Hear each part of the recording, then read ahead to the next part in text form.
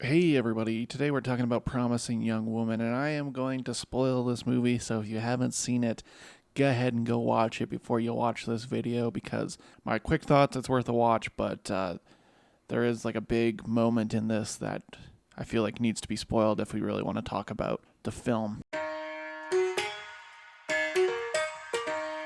Stop, Dave.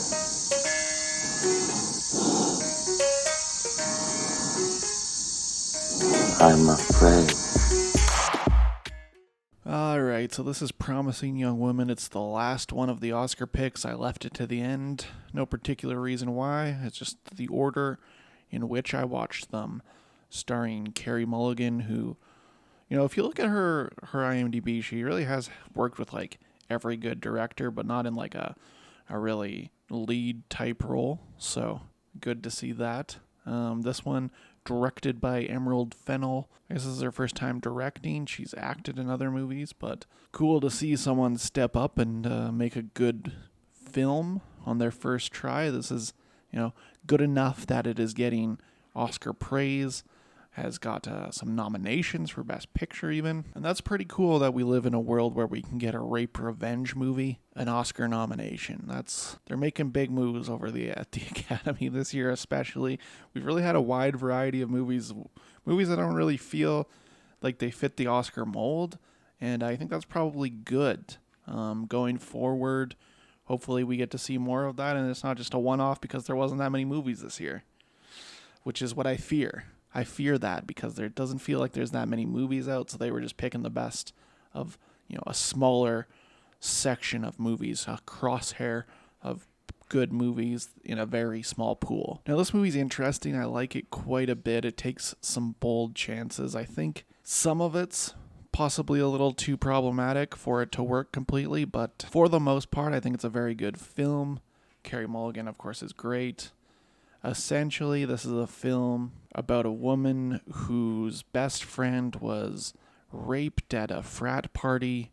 Eventually, she ended up dropping out of school, both of them, and then her friend Nina killed herself, so she's essentially taking revenge on these men, and it's been like, I can't remember, it's been like 7 or 8 years or something, so really been taking a toll on her life.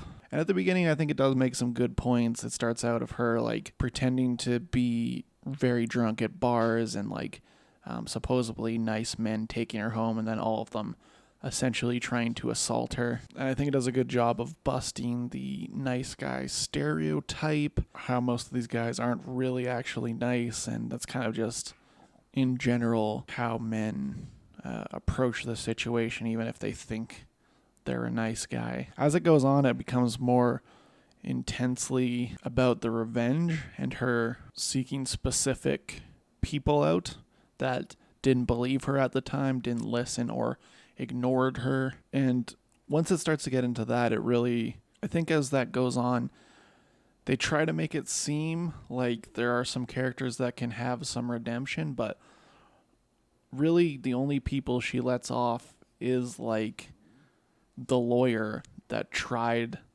the rape case because he apologized. As it goes on, you can tell that the movie kind of accepts no apologies and doesn't have room to allow people to make amends at any point. And I think that's maybe one of the main issues. I think it's one of the issues that people have with it. I don't think it matters that much because this is, a rape revenge fantasy film. So if she wants to have no remorse about this, then she can have no remorse about this. That's the character. I don't see that being that big of an issue. There's also a love interest in this movie played by Bo Burnham. That's a tall drink of water, that Bo Burnham. I don't think he's the best actor in the world. He makes it work here because, he's just kind of a goofy guy. And I think the moment you find out that they both went to the same college, you're like, oh, this guy's going to be involved in this somehow. And it's hard to feel bad for any of these characters because they did do shitty stuff. Where this movie gets really bold is towards the ending, when the Carey Mulligan character goes to get her revenge on the man that raped her friend at his bachelor party.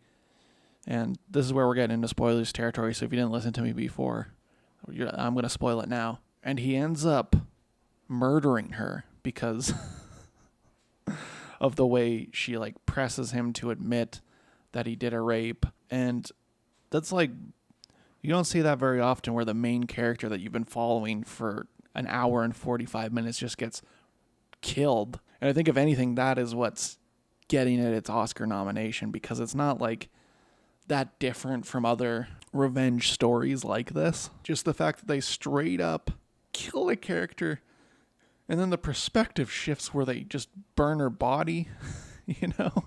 But the real issue with this is, I can't believe it's a revenge movie where the resolution is that the police take care of it. That doesn't really seem accurate. To me, that doesn't really seem that accurate, that police could possibly take care of it. Those incompetent motherfuckers, this guy's going to get off again, probably. He's probably going to get out. And then it was all for naught. I don't know. I think that's a little... I think the ending's a little underwhelming, even though it's so shocking. I don't know. I don't like the wrap up that much. Overall, I think it's definitely worth a watch. I think I'll give it 3. Maybe it's a 4. I don't know. It's somewhere in there. I enjoyed it, but it's not my favorite movie in the world. How do we rank this in the power rankings of Oscar movies? Well, I think The Father is still probably my favorite. Then Sound of Metal and Minari, and then I think probably this one is probably right there. Because, you know, Trial of the Chicago 7, Mank, Judas and the Black Messiah, and Nomadland. It's better than Nomadland. I probably like it slightly less than Judas and the Black Messiah. So it's, you know, like 5th. It's in like 5th for me. But overall, I think it's a fun one.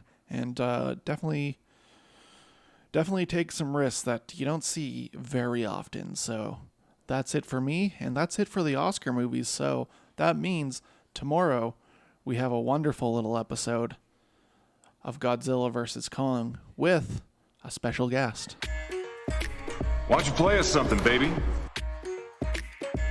Why don't you play us something, baby? Start? I don't feel so good.